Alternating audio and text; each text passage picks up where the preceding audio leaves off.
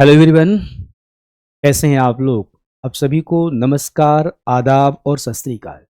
उम्मीद है आप मेरे सभी विद्यार्थी अच्छे होंगे और अपनी तैयारियों में जुड़े होंगे। जैसा कि आप सभी जानते हैं कि 72 बीपीएससी प्रारंभिक परीक्षा जो कि 26 जुलाई को थी वो पोस्टपोन कर दी गई है और अभी उसका नया डेट अनाउंस नहीं हुआ। फिर भी ऐसा माना जा रहा है कि यह जो परीक्षा है, इस परीक्षा का जो नया डेट होगा या तो सितंबर लास्ट होगा या अक्टूबर में होगा।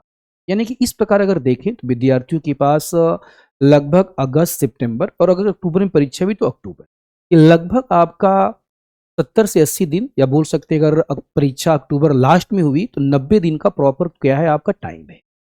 विद्यार्थियों के सामने सबसे बड़ी समस्या यह है कि विद्यार्थी इस 3 महीने के टाइम को कैसे यूटिलाइज करें। क्योंकि जो विद्यार्थी अपने पूरे जोश के साथ, पूरे डेडिकेशन के साथ तैयारियों में लगे हुए थे, उनको उम्मीद था कि 26 जुलाई को पेपर हो जाएगा, बट वो पेपर नहीं हो पाया, ठीक है? तो वो धीरे-धीरे ही सही उनकी जो डेडिकेशन था, डेडिकेशन में मानो न मानो थोड़ा बहुत कमी तो आई ही होगी। साथ ही साथ पढ़ाई की रफ्तार भी धीमी-धीमी हो गई होगी। सबसे बड़ा प्रश्न ये उठा कि क्या वास्तव में ऐसा होना चाहिए? तो ऐसा नहीं होना चाहिए। तो आगामी परीक्षा को लेकर के मैं आपके साथ एक रणनीति शेयर करूंगा, जिसमें देखा जाएगा कि जो हमारे पास समय बचा हुआ है, इस समय का प्रभावी तरीके से, बेहतर तरीके से उपयोग कैसे किया जाए और अपनी परीक्षा को आसान कैसे बनाया जाए और कैसे इस परीक्षा में सफल हुआ जाए। विद्यार्थियों के सामने सबसे बड़ी समस्या यहाँ पे यह भी रहती है, सबसे बड़ी समस्या यह है कि अभी जो आपके पास उनके पास टाइम बचा हुआ है, टाइम या समय, इस टाइम या समय में क्या पढ़ें, क्या पढ़ें, ठीक है? दूसरा, किस पर ज़्यादा फ़ोकस करें, किस पर ज़्यादा फ़ोकस किया जाए,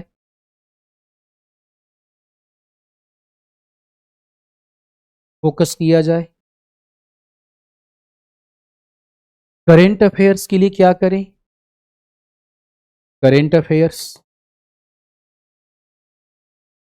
इसके लिए क्या किया जाए? ठीक है? क्या जो पेपर अभी 26 जुलाई को होना था, वो पेपर बन चुका था, या उसी पेपर से परीक्षा होगी या बीपीएससी के द्वारा नया पेपर बनाया जाएगा? ऐसे बड़े सारे प्रश्न विद्यार्थियों के मन में हैं। साथ ही साथ विद्यार्थियों के मन में यह भी है कि अभी कहाँ पर फोकस करें? वो प्री एग्जाम, प्रारंभिक परीक्षा पर फोकस करें या मेंस एग्जाम, मुख्य परीक्षा पर फोकस करें? ये विद्यार्थियों के सामने सबसे बड़ी दुविधा है। ठीक है? तो कई सारे विद्यार्थियों ने उससे बात भी किया है कि सर इसके बारे में कुछ आप बताएं। तो उन्हीं सब विद्यार्थियों से क्वेश्चन लेकर के, उनका फीडबैक लेकर के एक प्रॉपर तरीके से गाइडलाइन, आपको गाइडेंस के लिए एक वीडियो में बना रहा हूं, ताकि आपकी सारी की सारी जो दुविधा है ना, ये दुविधा दूर हो जाए और सारी दुविधाओं को दूर करके आप प्रॉपर डेडिकेशन के साथ तैयारी में अपने लग जाएं। अगर हम देखें, समझे आपका, तो स्थिति का अगर हम विश्लेषण करें तो आप इसे देरी मत समझे। आप ऐसा मान के चलें कि ये जो एक्स्ट्रा टाइम आपको मिला हुआ है, ये आपके रणनीति के लिए एक अवसर प्रदान करता है। आप इसे ये मत समझे कि एग्जाम हमारा डिले हो गया है।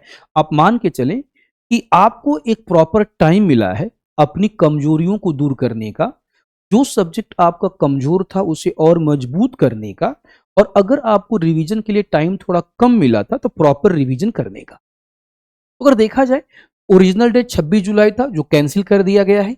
रीजन इसका बताया गया कि बायोमेट्रिक टेंडर की समस्याएं और अन्य परीक्षाएं, ठीक है, साथ ही साथ स्वतंत्रता दिवस, और आप जानते हो कि बिहार में बाढ़ की समस्या। देखिए, अब नया जो संभावित, क्या कहते हैं, संभावित तिथि आपका सितंबर या अक्टूबर में जा सकती है, सितंबर या अक्टूबर में जा सकती है। इस आधार पे आपको अतिरिक्त 40 से 60 दिन का एक्स्ट्रा टाइम मिला। अगर मान लीजिए परीक्षा नवंबर अक्टूबर लास्ट में चली जाती है, तो यही आपका दिन बढ़ करके आपका 80 दिन हो सकता है, 60 से 80 दिन का हो सकता है। सिंपल सी बात है, ये जो परीक्षा आपकी स्थगित हुई है, पोस्टपोन हुई है, इसके कारण क्या होगा आपका? देखिए, आपकी इंटेंसिटी कम हो जाएगी। ये हर विद्यार्थी के साथ होता है, सबके पढ़ने की इंटेंसिटी कम हो गई होगी। ठीक है। दूसरी बात क्या है आपका, अब सबसे बड़ा क्वेश्चन ये उठा कि इंटेंसिटी अगर कम हो गई है, आप इसे देरी मत समझे। ठीक है, आप इसे उन विषयों को मजबूत करने के लिए एक बेहतर सुनहरा अवसर माने जिन विषयों पर आपकी पकड़ कमजोर थी। जो आपके दिमाग में, जिन विषयों को लेकर के आपके दिमाग में ये आता था कि काश हमको 10 दिन और मिल जाते, 1 हफ्ता और मिल जाता, 15 दिन और मिल जाता, तो मैं इस सब्जेक्ट को और बेहतर बना सकता था। तो आपको 10 दिन नहीं और ज्यादा दिन मिल गया, तो उन विषयों को बेहतर बनाने की, उस पर पकड़ बनाने की कोशिश करें। साथ ही साथ देखिए, आप केवल उन चीजों पर नियंत्रण रखें जो आपके हाथ में है। जो चीजें आपके हाथ में नहीं है, उसके बारे में आपको सोचने की आवश्यकता नहीं है। आपके हाथ में क्या है? मेहनत करना, पढ़ाई करना, ये आपके हाथ में है। इस पे आप विशेष फोकस करें। अब सबसे बड़ी दुविधा क्या है विद्यार्थियों की? सबसे बड़ी दुविधा क्या है आपका कि विद्यार्थी प्रीलिम्स एग्जाम की तैयारी करे या मेंस के बारे में पढ़े? ये भी सबसे बड़ी समस्या है। तो सपोज कीजिए, मान लेते हैं यहाँ पे कोई एक विद्यार्थी है, ठीक है। मान लिया गया कोई एक विद्यार्थी है, ठीक है। दो विद्यार्थियों की हम बातें करें, सपोज कीजिए दो विद्यार्थी हैं। एक विद्यार्थी मान लीजिए आपका राम है और एक विद्यार्थी मान लेते हैं श्याम है। दो विद्यार्थी हैं। अब दोनों इस दुविधा में हैं, दोनों इस दुविधा में हैं कि हम प्री एग्जाम की तैयारी करें या मेंस पढ़ें आपका। अब सपोज कीजिए, मान लेते हैं, क्या कहते हैं, ये जो श्याम है, ठीक है, ये मान लिया आपका कि इसका प्रीलिम्स, प्री जो एग्जाम है, ये प्री एग्जाम की तैयारी, इसकी तैयारी तैयारी आपका शानदार है। इसके प्री एग्जाम की तैयारी शानदार है, शानदार है। देखिए, इस व्यक्ति ने क्या किया, जब मॉक टेस्ट दिया, ठीक है, मॉक टेस्ट दिया, टेस्ट सीरीज दिया, तो हर टेस्ट में इसके, समझिएगा, हर टेस्ट में इसके कटअप पार हो रहा है, 100+ आ रहे हैं। प्लस ऑलरेडी ये पहले भी प्री एग्जाम क्वालिफाई कर चुका है, एक दो मेंस दे चुका है, या अगर मेंस नहीं दिया हुआ है, अभी नया विद्यार्थी प्री एग्जाम की तैयारी कर रहा है, बस इसकी हर सब्जेक्ट पे पकड़ मजबूत है, और जितने भी टेस्ट सीरीज इसने दिया है, हर टेस्ट सीरीज में इसका कट ऑफ पार हो रहा है, आपका 95, 100, 110 जा रहा है। इसका सीधा सा मतलब ये हुआ कि ये जो श्याम विद्यार्थी है, इस विद्यार्थी की प्रीलिम्स पे पकड़ अत्यंत ही मजबूत हो चुकी। तो अगर इसकी प्रीलिम्स पे पकड़ अत्यंत मजबूत हो चुकी है, तो श्याम को क्या करना चाहिए? अगर ये श्याम, समझो, अगर ये श्याम डेली मान लेते हैं 10 आवर्स का लेके चले, 10 घंटे की अगर ये पढ़ाई करता है, 10 घंटे की पढ़ाई में इसे अपने पढ़ाई को दो भाग में तोड़ देना चाहिए, 60% और 40%। 60% का जो टाइम है इसको प्रॉपर तरीके से मेंस पे देना चाहिए, और मेंस के सब्जेक्ट पे पकड़ इसको मजबूत करनी चाहिए। साथ ही साथ 40% जो है, 40% पे इसकी पढ़ाई को प्री पर फोकस करना चाहिए। ठीक है, अगर विद्यार्थी को पहला केस है आपका, इसको 60% 70% आपका मेंस पे पढ़ना चाहिए, मेंस का आंसर राइटिंग करना चाहिए, और उसी पे ध्यान लगाना चाहिए। साथ ही साथ आपका पढ़ाई का 40% 30% जो हिस्सा है, प्री वाले सब्जेक्ट को फोकस करे। किंतु एक दूसरा विद्यार्थी मान लेते, राम है का दूसरा विद्यार्थी है, ये क्या है, इसका जो स्कोर है, मान लेते इसका जो स्कोर है बिल्कुल बॉर्डर पे है, स्कोर बिल्कुल बॉर्डर पे है, बॉर्डर पे है आपका, ठीक है। साथ ही साथ आपका इसका आत्मविश्वास कम है, इसको ऐसा नहीं लग रहा है कि ये प्री क्वालिफाई कर सकता है।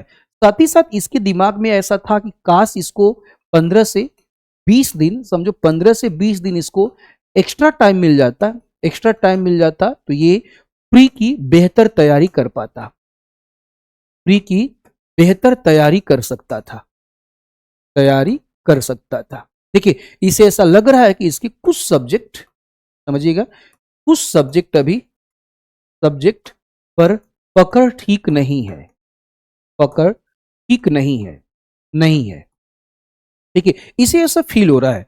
तो ऐसे विद्यार्थियों को, ऐसे सभी विद्यार्थी जिनकी स्थिति राम के समान है, उस विद्यार्थी क्या करेंगे, अपना 100% जो फोकस है वो आपका प्रीलिम्स पे करेंगे, उन सब्जेक्ट पे करेंगे जो सब्जेक्ट उनका कमजोर है। पूरी तरह से फोकस क्या करेंगे, प्री एग्जाम पे करेंगे, क्योंकि उनका सब्जेक्ट अभी तैयार नहीं है, उनकी प्रीलिम्स की तैयारी भी शानदार नहीं है। अभी वो क्या कहते हैं, इफ एंड बट की स्थिति में है कि उनका प्री हो भी सकता है, नहीं भी हो सकता है, ठीक है। तो अब देखो दो प्रकार के विद्यार्थी, जिन विद्यार्थियों की स्थिति राम के समान है, तुलना आप कर लीजिएगा, राम के समान है, वो विद्यार्थी 100% क्या करेंगे, प्लेन से फोकस करेंगे। लेकिन जिन विद्यार्थियों की स्थिति आपका श्याम के समान है, वैसे विद्यार्थी क्या करेंगे, आपका 60 to 70% जो टाइम है वो मेंस को देंगे और 30 to 40% का जो टाइम है वो प्री एग्जाम पे देंगे। इससे अगर हम आगे बढ़ें तो क्वेश्चन ये उठा आपका कि मल्टीपल फ्रंट मैनेजमेंट। अब देखो विद्यार्थियों के सामने सबसे बड़ी समस्या क्या होती है कि 2.5 से 3 महीने का जो टाइम मिला हुआ है, इस टाइम में कई सारी और एग्जाम भी हैं, कई सारे विद्यार्थियों ने अन्य एग्जाम का फॉर्म भी भरा होगा और साथ ही साथ उनको लग रहा होगा कि 3 महीने का टाइम मिला हुआ है तो क्यों ना किसी अन्य एग्जाम का भी फॉर्म भर दिया जाए, परीक्षाएं अगर हैं तो एग्जाम दे दिया जाए। तो समझिएगा हमें क्या करना है, अगर मल्टीपल फ्रंट अगर आपके पास है और बीपीएससी के साथ आप अन्य परीक्षाओं को भी आप फोकस कर रहे हैं, तो आपको क्या करना है, जितना भी आप पढ़ाई कर रहे हैं, क्योंकि आपके कोर जो है ना वो बीपीएससी है, जितना भी पढ़ाई आप कर रहे हैं ना, उस पूरे के पूरे पढ़ाई का अप्रोक्सीमेटली 70% जो हिस्सा है, 70% हिस्सा आप बीपीएससी को दीजिए। क्योंकि अगर 70% हिस्सा आप बीपीएससी को देंगे तो बीपीएससी की प्रारंभिक परीक्षा में जो सब्जेक्ट हैं, हिस्ट्री है, जियोग्राफी है, पॉलिटी है, इकोनॉमिक्स है, बिहारी स्पेशल है, करंट अफेयर्स है, ये अन्य एग्जाम, बिहार के अन्य एग्जाम में भी काम आएंगे। साथ ही साथ अगर आप यूपी पीसीएस के एग्जाम की भी तैयारी कर रहे हैं तो बिहारी स्पेशल को अगर हम हटा दें तो history, geography, polity, economics, current affairs UP PCS के एग्जाम में और यूपीएससी के एग्जाम में भी काम आएगा। ऐसा नहीं कि आपको काम नहीं आएगा। इसलिए पूरा का पूरा जो कोर फोकस है, 70% जो फोकस है आप बीपीएससी एग्जाम को देंगे, 40% का जो फोकस होगा, बाकी मान लीजिए अगर आप एसएससी सीजीएल का तैयारी कर रहे हैं तो मैथ रीजनिंग पूछा जाता है तो उस पर आप डाल दी फोकस कर लीजिएगा। ठीक है, तो 30% फोकस आपका क्या होगा, अदर्स चीजों पे होगा, लेकिन 70% का जो फोकस होगा ना वो आपके क्या होगा, बीपीएससी वाले एग्जाम पे होगा। इससे हम आगे बढ़ेंगे। आपका क्वेश्चन ये उठा कि मान लेते, जस्ट सपोज कीजिए, हम मान ले रहे हैं, आपका सपोज करते मान लेते हैं कि आपको 3 मंथ का टाइम मिल रहा है। जहां तक मुझे उम्मीद है, देखिए जहां तक मुझे उम्मीद है कि आपका अगस्त, सितंबर, अक्टूबर, ठीक है, प्रॉपर 3 महीने का आपको टाइम मिलेगा। ठीक है, तो अगर मान लेते हैं आपको कि प्रॉपर 3 महीने का टाइम अगर मिले, इस 3 महीने को प्रॉपर तरीके से यूटिलाइज कैसे की। ठीक है, तो अगर हम क्या करें, इसको डिवाइड करें कि दिन 1 से लेकर के 60 दिन तक क्या करना है हमें, 60 डेज तक क्या करना है, और उसके बाद 61 डेज से लेकर के 90 डेज तक हमें क्या करना है, 90 डेज तक हमें क्या करना है, इसकी बातें कर लेते हैं। आपका तो कह रहा है कि आपका वह 1 से लेके 60 डेज के टाइम को मान लेते हैं हम लोग फेज 1 बोल रहे हैं, और इस फेज 1 में हम क्या करेंगे, हम इंटीग्रेटेड अप्रोच लेके चलेंगे। अब इंटीग्रेटेड अप्रोच का मतलब क्या हुआ कि हम प्री और मेंस दोनों को एक साथ लेके चलेंगे। क्योंकि मैंने बोला था कि जो विद्यार्थी केवल प्री की ही तैयारी करना चाहते हैं, उसमें भी कुछ सब्जेक्ट ऐसे हैं जो प्री और मेंस में कॉमन है। जैसे अगर हम जियोग्राफी की बातें करें तो इंडियन जियोग्राफी प्री और मेंस में कॉमन है आपका। पॉलिटी की बातें करें, मॉडर्न हिस्ट्री की बातें करें, ठीक है, तो ये प्री और मेंस में कॉमन है। तो सबसे पहले अपने को क्या करना है कि हम उन सब्जेक्ट को चूज करेंगे जो प्री और मेंस में कॉमन सब्जेक्ट, हम उनकी बातें करेंगे। जैसे आपका मॉडर्न हिस्ट्री हो गया, मॉडर्न हिस्ट्री हो गया, इंडियन जियोग्राफी हो गया, इंडियन जियोग्राफी हो गया, पॉलिटी हो गया, पॉलिटी हो गया, साथ ही साथ आपका इंडियन इकोनॉमी हो गया, इंडियन इकोनॉमी हो गया, और करंट अफेयर्स हो गए, करंट अफेयर्स हो गए, करंट अफेयर्स। ठीक है, इस सब्जेक्ट को हम क्या करेंगे, सबसे पहले फोकस करेंगे, इसको हम सबसे पहले फोकस करेंगे, क्योंकि ये प्री और मेंस के सब्जेक्ट है, साथ ही साथ कोर सब्जेक्ट। इसके अलावा अगर हम साइंस की बातें करें, साइंस की बातें करें तो साइंस में आपका फिजिक्स, केमिस्ट्री और बायोलॉजी, ये तीनों प्री के सब्जेक्ट है। मेंस में आपको साइंस और टेक पूछा जाता है। ठीक है, तो पहले हम इस पे फोकस करेंगे, इस पे फोकस करेंगे, और साथ ही साथ हम साइंस को भी लेके चलेंगे, क्योंकि साइंस से भी 30 क्वेश्चन आपसे पूछे जाते हैं। अब क्या करना है कि जब हम इस सब्जेक्ट को हम लेके चलेंगे, इसके ऊपर प्रॉपर तरीके से कमांड करेंगे, इसका बेहतर तरीके से हम रिवीजन करेंगे, और बेहतर तरीके से रिवीजन करने के बाद जो विद्यार्थी केवल प्री की तैयारी कर रहे हैं, प्री की तैयारी यानी कि उनका प्री कमजोर था, वो विद्यार्थी क्या करेंगे, प्री के PYQ सॉल्व करेंगे, प्रीवियस ईयर के क्वेश्चन पेपर सॉल्व करेंगे। और जो विद्यार्थी क्या कहते हैं मेंस भी पढ़ रहे हैं, वो क्या करेंगे, मेंस का आंसर राइटिंग भी करेंगे। 1 से 60 दिनों तक मेंस का आंसर राइटिंग भी करेंगे। PYQ सॉल्व करते समय विशेष ध्यान आप लोग देंगे कि जब भी PYQ आप सॉल्व करेंगे तो इस PYQ में जो सब क्वेश्चन आपको अलग लग रहा है, कुछ नया इंफॉर्मेशन मिल रहा है, उस नए इंफॉर्मेशन को लेकर के आपको स्टिकी नोट्स बना करके अपने कॉपी में उसे पेस्ट कर देना है, अपनी कॉपी में उसे पेस्ट कर देना है। साथ ही साथ साइंस को भी प्रॉपर टाइम देते हुए हमें पढ़ना है। ये हमें क्या करना है, 1 से 60 दिनों तक करना है। 1 से 60 दिनों में पूरा सब्जेक्ट हमें रिवाइज कर लेना है। उसके बाद क्या करना है, हमारा फेज 2 शुरू होगा। फेज 2 शुरू हो जाएगा, इसमें 61 से 90 डेज तक हमारा टाइम है, 30 दिन का टाइम है। इसमें हम क्या करेंगे, OMR की प्रैक्टिस करेंगे। हम क्या करेंगे, मार्केट से OMR शीट खरीदेंगे और OMR शीट पर लेकर के हम प्रैक्टिस करेंगे।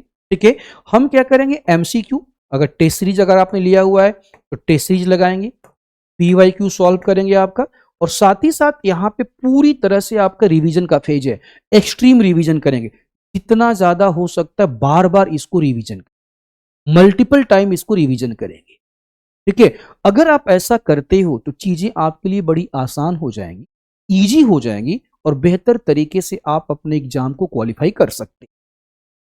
इसके बाद अगर हम देखें तो हमारा जो फेज 1 था, हमने बोला 1 से 60 दिन का। ठीक है, 60 दिन का, तो हमने आपको बताया कि हमें सबसे पहले क्या करना था, कॉमन विषय पे फोकस करना है। बताया ना, कॉमन विषय पे।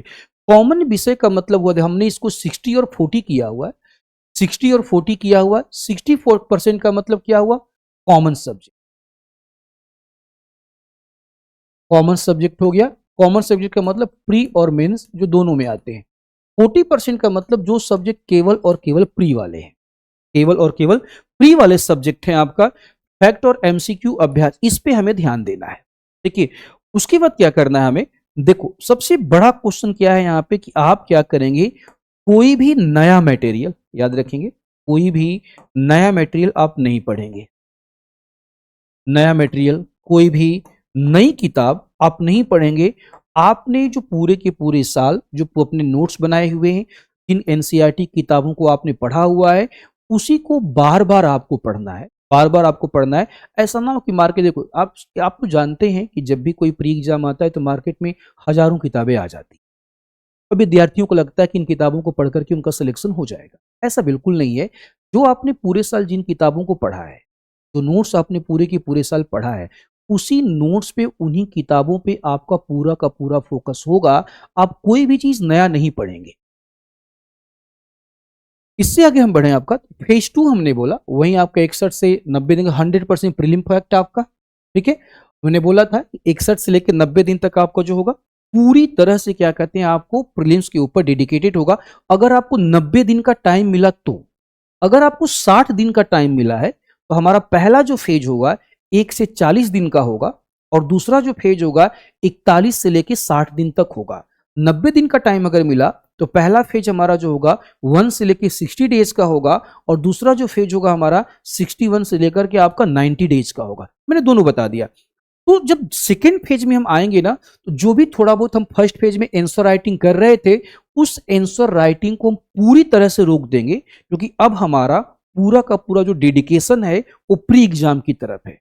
ये वैसे विद्यार्थियों के लिए है जो मेंस की तैयारी कर रहे थे, और जो विद्यार्थी ऑलरेडी प्री की ही तैयारी कर रहे थे, उनका तो पूरा फोकस प्री की तरफ है ही है आपका।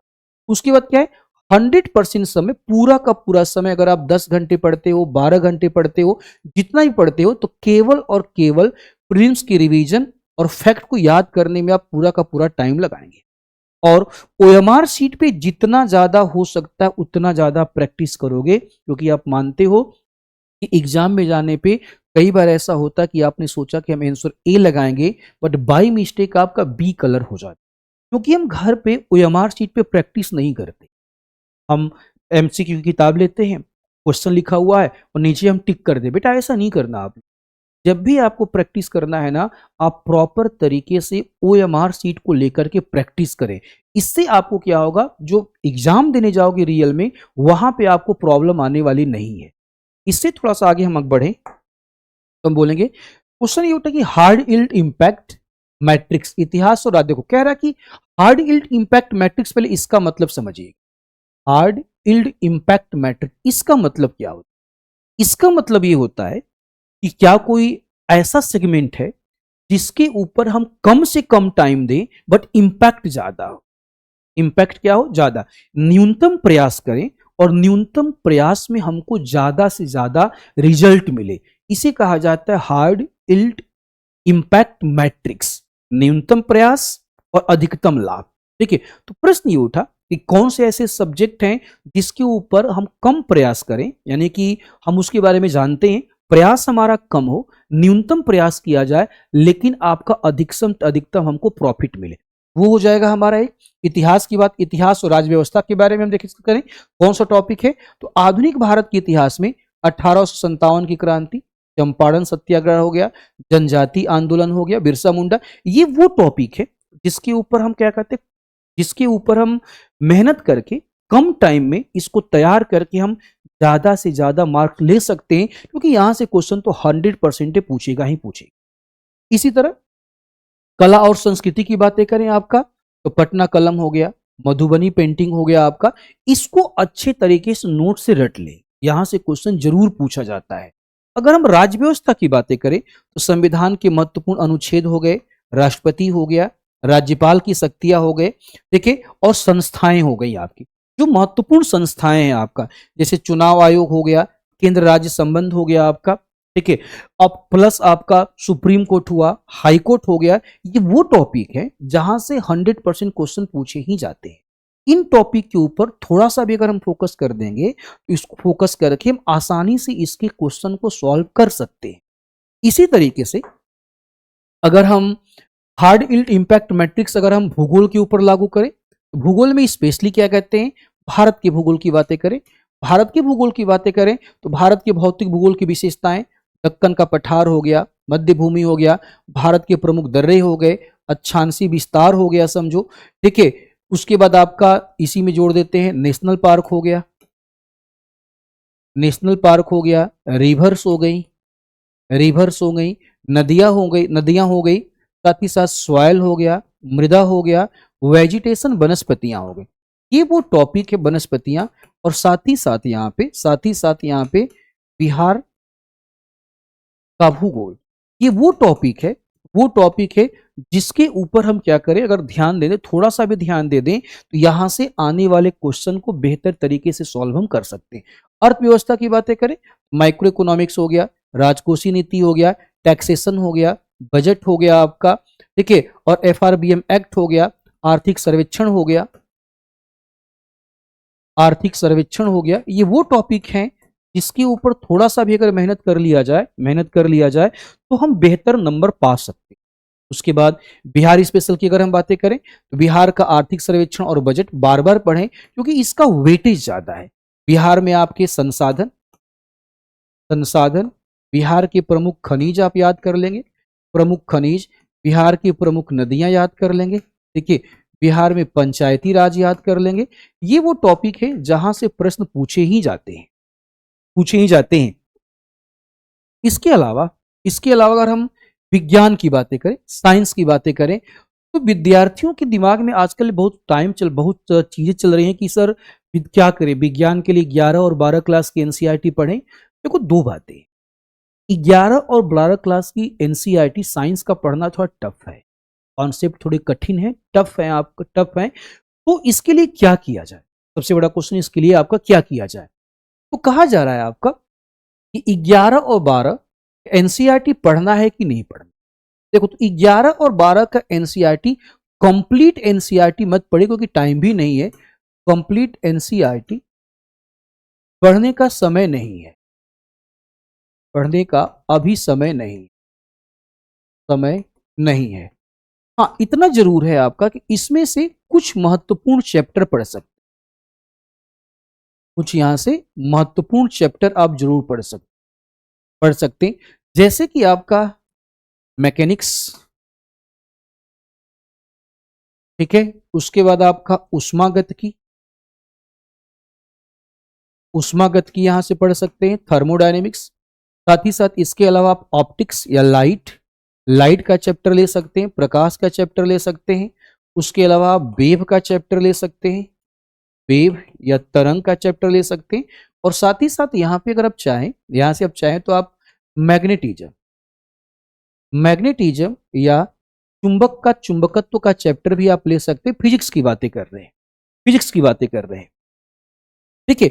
उसके ये प्रमुख चैप्टर है, इसको अगर आप चाहें तो 11वीं क्लास के एनसीईआरटी 12 के एनसीईआरटी से आप पढ़ सकते हैं।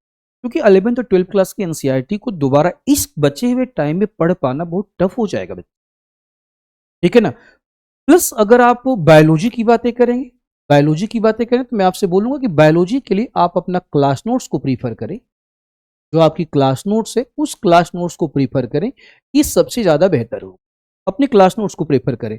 प्लस अगर आप बुक पढ़ना चाहते हैं, तो एनसीईआरटी की बुक अगर आप पढ़ना चाहेंगे, एनसीईआरटी की बुक पढ़ना चाहेंगे तो आपको साइंस में जो एनसीईआरटी का कंपाइलेशन आया हुआ है, ए से 12 क्लास की एनसीईआरटी का जो कंपाइलेशन आया हुआ है, उस कंपाइलेशन को लेकर के आप पढ़ सकते हैं और क्वेश्चन सॉल्व कर सकते हैं, ठीक है। इसका मतलब ये हुआ कि आपका कि सीधे 11-12 की एनसीईआरटी पढ़ने की गलती नहीं करें, क्योंकि ये बहुत ज्यादा कठिन है। हाँ, ए से 10 क्लास की एनसीईआरटी भी पढ़ने का टाइम आपके पास नहीं है तो आप मार्केट से वो किताब खरीदें जिसमें साइंस के एनसीईआरटी का कंपाइलेशन दिया गया है, उसको बार बार पढ़ने की कोशिश करें।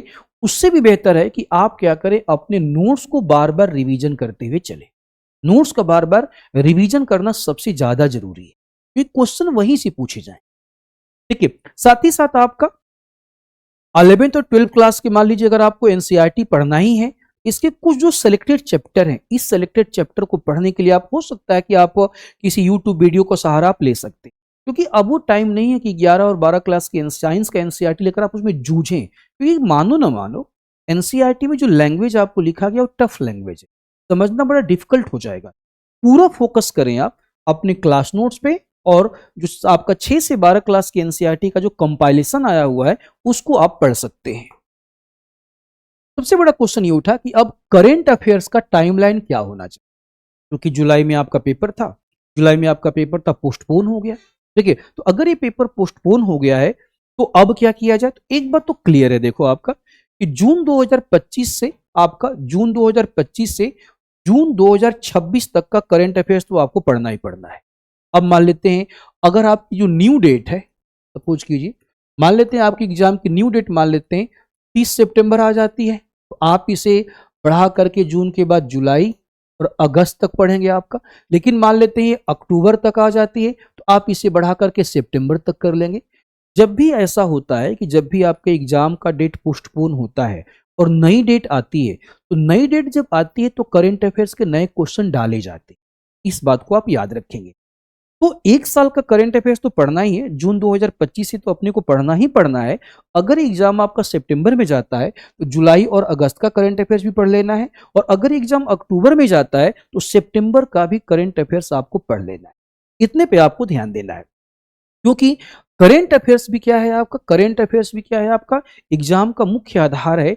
यहां से भी 25 से 30 क्वेश्चन पूछे जाते हैं। तो जो भी आपकी पढ़ाई है, अगर मान लेते हैं आप प्रतिदिन इस समय में प्रतिदिन क्या कर रहे हैं, मान लेते हैं 10 से 11 घंटे की आप पढ़ाई कर रहे हैं, 10 से 11 घंटे की आप पढ़ाई कर रहे हैं, तो आपको क्या करना है डेली, ठीक है, 2 आवर्स, 2 घंटे आपको करंट अफेयर्स पढ़ना है। 2 घंटे करंट अफेयर्स तो पढ़ना ही पढ़ना है। अब करंट अफेयर्स का सोर्स क्या होगा, ये भी आपके सामने सबसे बड़ा क्वेश्चन है, इसका सोर्स क्या होगा। तो करंट अफेयर्स के सोर्स की अगर हम बातें करें ना, तो सोर्स में बेहतर सोर्स ये होगा कि आपको 1 ईयर की कोई करंट अफेयर्स की मैगजीन लेने, जो कि लेकर के आपने पढ़ा होगा, और प्लस ये 3 महीनों के लिए, जुलाई में, अगस्त और सितंबर के लिए, आप कोई भी एक मंथली मैगजीन लेकर के उसे पढ़ के कंप्लीट कर ले। इससे आपका क्या होगा, प्रॉपर तरीके से करंट अफेयर्स आपका तैयार हो जाएगा। ठीक है। सबसे अब क्वेश्चन ये उठा कि शॉर्ट नोट्स की कला, माइक्रो टैक्टिक्स। सबसे बड़ा क्वेश्चन देखो ये है कि अब ये जो हमारा टाइम है आपका, मान लेते हैं 60 दिन का, 60 से 80 दिन का टाइम है आपका, ये जो टाइम है, सबसे बड़ा क्वेश्चन ये था कि 60 से 80 दिन के टाइम में history, geography, economics, polity, science, Bihari special, current affairs, ठीक है। ये जो हमारे सब्जेक्ट हैं, इस सब्जेक्ट की अगर हम नोट्स की बातें करें तो हर सब्जेक्ट का नोट्स अगर एक साथ जोड़ दिया जाए तो लगभग आपके पास 3000 पेज का नोट्स हो जाए, 2,500 से 3,000 पेज का नोट्स हो जाएगा। क्वेश्चन ये उठा कि क्या 2,500 से 3,000 पेज का जो नोट्स है 60 से 80 दिनों के अंदर आप इसे कितनी बार रिवीजन कर पाएंगे? ये भी बहुत बड़ा क्वेश्चन है आपका। एक बार, दो बार, मैक्सिमम दो बार आप रिवाइज कर जाएंगे, इससे ज्यादा रिवीजन कर पाना टफ हो जाएगा। अब प्रश्न उठा कि इस समय अब काम क्या आएगा? इस समय काम क्या आएगा? इस समय आपका काम आएगा, समझो आपका शॉर्ट नोट। शॉर्ट नोट्स आपका काम आएगा। अपनी क्लासेज में मैं विद्यार्थियों को कई बार ऐसा बताता रहा हूं, समझाता रहा हूं कि हर चैप्टर का, हर सब्जेक्ट का शॉर्ट नोट्स बना लीजिए। अगर आपने वो शॉर्ट नोट्स बनाया होगा तो अब ये वो टाइम है जिसमें शॉर्ट नोट्स का बार बार रिवीजन किया जाए। क्योंकि मैंने बोला था कि ये जो 90 दिन का टाइम था, 90 दिन का टाइम आपको मैंने जो बोला था, इसमें हमने दो फेज लिया था, फेज 1 और फेज 2। फेज 1 में हमने लिया था 1 to 60 डेज का टाइम, और फेज 2 में लिया था 61 डेज टू 90 डेज का टाइम।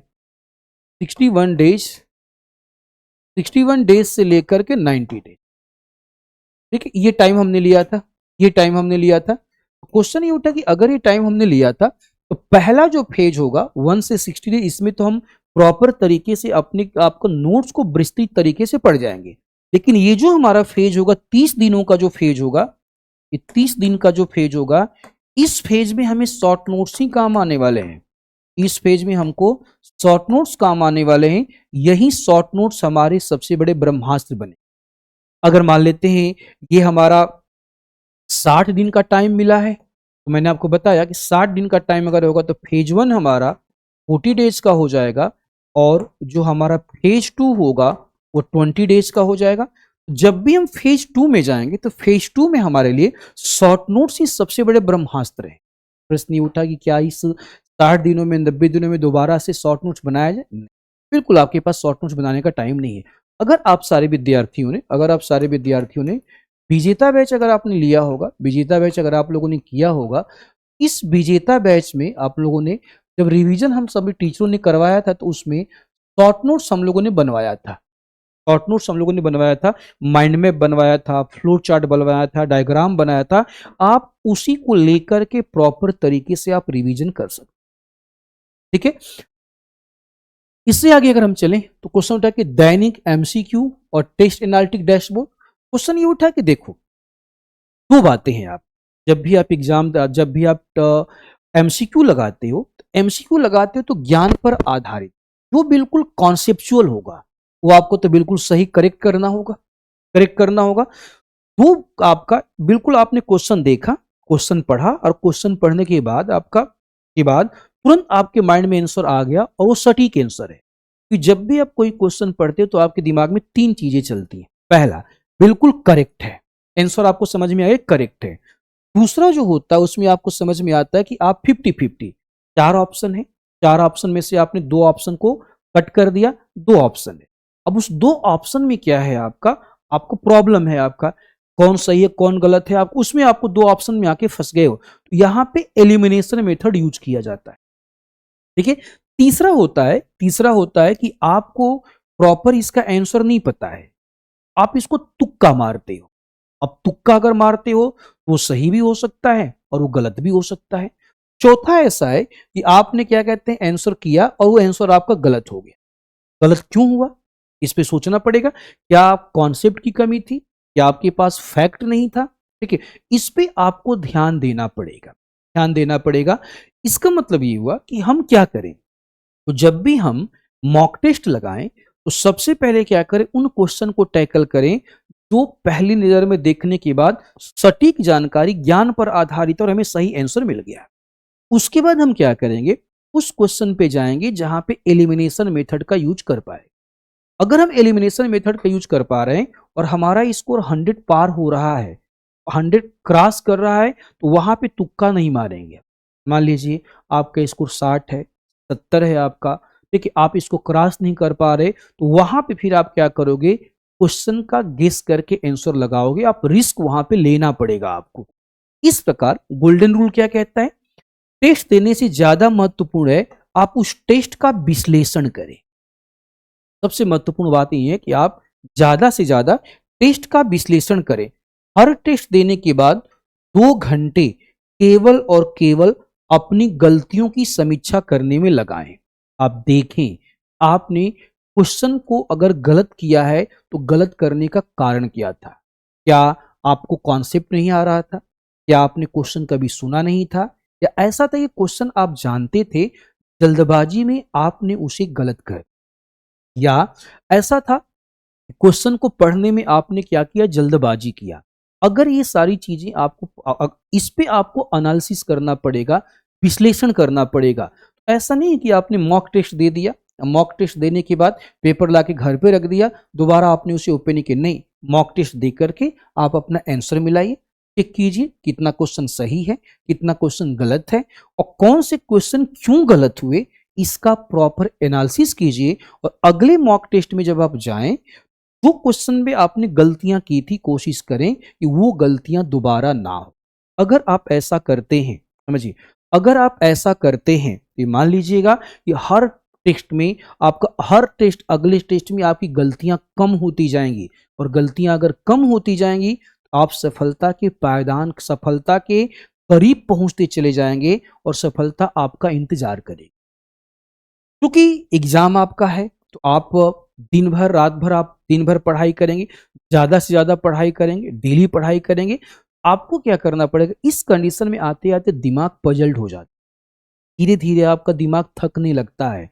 कई बार ऐसी परिस्थिति आ जाती है कि आपको समझ में ऐसा आने लगता है कि अब जो भी हम पढ़ रहे हैं सब कुछ नया पढ़ रहे हैं, आपके दिमाग उसे एब्जॉर्ब नहीं कर पाता है। ऐसी कंडीशन में दिमाग को रीसेट करने की आवश्यकता होती है। ऐसी कंडीशन में दिमाग को थोड़ा सा रेस्ट देने की आवश्यकता होती है। वहीं यहाँ पे लिखा हुआ है मानसिक स्वास्थ्य और संडे रीसेट।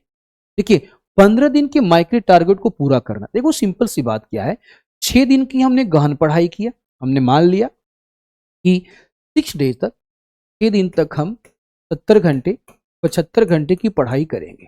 समझिएगा, 70 से 75 घंटे की पढ़ाई हम करेंगे 6 दिनों के अंदर, 6 दिनों के अंदर। और इसको हमने खूब अच्छे से पढ़ाई किया, अच्छे से पढ़ाई किया। उसके बाद जब हम सैटरडे के बाद जब मान लेते हैं संडे को हम आते हैं, संडे को हम क्या करेंगे, कम पढ़ाई करेंगे। संडे को हम कम पढ़ाई करेंगे। ठीक है, मान लीजिए हमने मॉक टेस्ट दे दिया, मॉक टेस्ट दे दिया, मॉक टेस्ट देने के बाद क्या करेंगे, हम रेस्ट करेंगे, माइंड को थोड़ा सा हम रेस्ट देंगे, ताकि माइंड अपने आप को रीसेट कर सके, अपने आप को दोबारा से बूस्ट कर सके। इसके लिए आप संगीत सुन सकते हैं, अपनी रुचियों, आप जो भी आपका इंटरेस्ट है, जो भी आपको काम करना अच्छा लगता है वो काम कर सकते हैं। कुकिंग करना अच्छा लगता है तो आप कुकिंग कर सकते हैं, घूमना अच्छा लगता है तो आप कहीं घूम सकते हैं, मूवी देखना अच्छा लगता है तो आप मूवी देख सकते हैं, सिंगिंग करना अच्छा लगता है तो आप सिंगिंग कर सकते हैं, आपका सॉन्ग सुनना अच्छा लगता है तो आप सॉन्ग सुन सकते हैं। जो भी आपकी हॉबी है, उस हॉबी को आप टाइम दे सकते हैं। इससे क्या होगा, आपका जो दिमाग है वो रीसेट हो जाएगा, जो आपका ब्रेन है उसको रेस्ट मिल जाएगा। फिर वो रेस्ट होने के बाद फिर वो ब्रेन क्या करेगा, दोबारा से, आप दोबारा से पढ़ाई करने को तैयार हो जाएगा। जो आपके सामने एक प्रॉब्लम आती थी कि हम सब कुछ भूल रहे हैं, सब कुछ नया नया पढ़ रहे हैं, ये प्रॉब्लम आपके सामने नहीं आएगी, दिमाग दोबारा से बूस्ट कर जाएगा। ठीक है, अंतिम विश्लेषण, सिंपल सी बात है, अंतिम विश्लेषण क्या होगा, क्वेश्चन ये उठा कि देखो आपके नियंत्रण में क्या है, जो आपके नियंत्रण में आप उसी पे ध्यान, जो आपके नियंत्रण में आपके उसी पे ध्यान दें। और हमारे नियंत्रण में क्या है, हमारे नियंत्रण में है पढ़ाई करना। आपके जो नियंत्रण में नहीं है, एग्जाम कब होगा, एग्जाम कब नहीं होगा, पेपर कैसा आएगा, टफ आएगा, इजी आएगा, ये आपके हाथ में नहीं है। आपके हाथ में केवल एक चीज है और वो है पढ़ाई करना, ज्यादा से ज्यादा टाइम देना, कुर्सी और चेयर पे बैठ करके पढ़ाई करना। ठीक है, तो यही आपके हाथ में है, तो हमें क्या करना है, इसी पे फोकस करना। आप कोई बोलता है कि सर हमको पढ़ने का, हमको गरीब हम बहुत ज्यादा हैं, हम पढ़ नहीं पा रहे हैं, वो आपके हाथ में नहीं है बेटा। ठीक है, सर क्या कहते हैं, हम बीमार हो गए हैं, पढ़ नहीं पा रहे हैं, ये भी आपके हाथ में नहीं। सर पेपर कैंसिल हो गया, हम क्या करें, ये भी आपके हाथ में। तो सिंपल सी बात है आपका, आप जब भी हो आपका समय का रोना न रोएं, ठीक है? अगर आपको एक्स्ट्रा टाइम मिला हुआ है, तो आप इसे अपना हथियार बनाएँ। इसे अपने ब्रेन को शार्प करने में लगाएँ। इस टाइम को ज़्यादा से ज़्यादा रिवीजन करने में लगाएँ। हर चीज़ के 2 एस्पेक्ट होते हैं, पॉजिटिव और नेगेटिव। अगर आप नेगेटिव एस्पेक्ट को लेकर के चलते हैं, तो आपके दिमाग में हमेशा नकारात्मक चीज़ें आएँगी। लेकिन अगर आप पॉजिटिव एस्पेक्ट को लेकर के चलते हैं, तो हर चीज़ में आप पॉजिटिव ढूँढ लेंगे। बात बड़ी वहीं से है, एक ग्लास है, आधा खाली है, देखने का नज़रिया है। एक विद्यार्थी देखेगा ग्लास तो आधा खाली हो गई है, इसलिए वो टेंशन में वो आ जाएगा। ये नेगेटिव कॉन्सेप्ट है। लेकिन दूसरा विद्यार्थी ये सोचेगा ग्लास तो अभी आधी भरी हुई है, ये पॉजिटिव थॉट। जो आपके नियंत्रण में है, आप उसी पे करने का प्रयास प्रयास करें। वही काम करने का प्रयास करें। समय का रोना नहीं रोना है। आपको इस समय में अपनी कमजोरियों को पहचानना है। आपको जो सब्जेक्ट आपका कमजोर है, उस पे ज़्यादा आपको फोकस करना है। इस समय आप अपने आप को भाग्यशाली भी मान सकते हो कि एक्स्ट्रा टाइम आपको मिला। सिंपल से क्या करना है कि आपकी योजना क्या होगी, आपका अपने 15 दिवसीय माइक्रो प्लान पे टिके रहें। यानी कि आपको चॉइस है, आप 15 दिन का प्लान बनाते हैं तो उस पे टिके रहें, वीकली प्लान बनाते हैं तो उस पे टिके रहें। और उस प्लान बना करके आप अपनी कमजोरियों को टेस्ट ट्रैकर से पहचानें। देखिए, जैसे मान लीजिए आप मॉक टेस्ट दे रहे हैं और देखते इस मॉक टेस्ट में आप एनालिसिस करें, आपका विश्लेषण करें कि कौन सा जो सब्जेक्ट है, किस सब्जेक्ट में आपके मार्क्स कम आ रहे हैं। मार्क्स कम आ रहे हैं, तो जिस सब्जेक्ट में आपके मार्क्स कम आ रहे हैं, तो सबसे पहले ये डिसाइड करें कि मार्क्स कम क्यों आ रहे हैं, और उसके बाद उस सब्जेक्ट के ऊपर आपका काम करना शुरू। ऐसा अगर आप करते हैं, विश्वास मानिए, आप जब भी आपका प्री एग्जाम होगा, आप बिल्कुल रिलैक्स रहें। आपको कोई टेंशन नहीं होगा।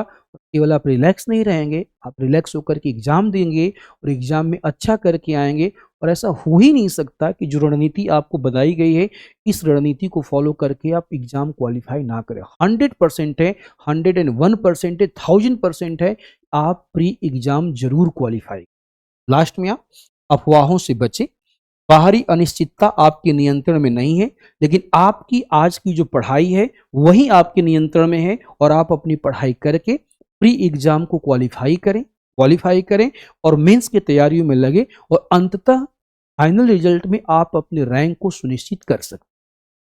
उम्मीद है ये जो रणनीति आपको बताई गई, स्ट्रेटजी आपको बताई गई, ये रणनीति स्ट्रेटजी आपके लिए फ्रूटफुल होगी। और आप इस रणनीति को फॉलो करके अपनी अपनी तैयारियों को और बेहतर बना सकते हैं, और बेहतर बना करके जब भी बीपीएससी का प्री एग्जाम होगा, उस एग्जाम में प्री को आराम से आप क्वालिफाई कर सकते हैं।